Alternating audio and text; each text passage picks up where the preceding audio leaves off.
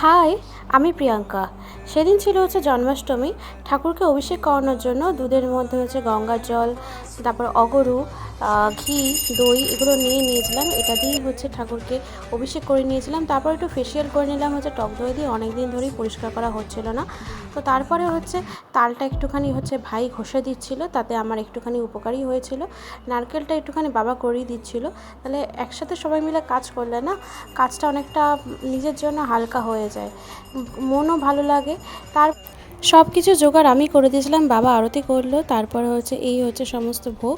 তারপরে আমার কিছু বন্ধুবান্ধব এসেছিলো, তো সবাই মিলে গল্প করছিলাম। এই দেখো আমাদের খোখো নাড়ুটা এতটাই শক্ত হয়েছিল, খেয়ে চিবিয়ে উঠতে পারছিল না। এই তার রিয়াকশান, কিন্তু লড়ে যাচ্ছিল। একবার করে মুখে তুলছে, তারপরে খাচ্ছে, আবার চিবাচ্ছে, হয়রান হতে হতে এরমভাবে চলছিল। যাই হোক, আজকের মতন টাটা। দেখা হচ্ছে নেক্সট কোনো ব্লগে। তোমরা জানিও কেমন লাগলো ব্লগটা। লাইক, শেয়ার অ্যান্ড সাবস্ক্রাইব করে দিও। টাটা।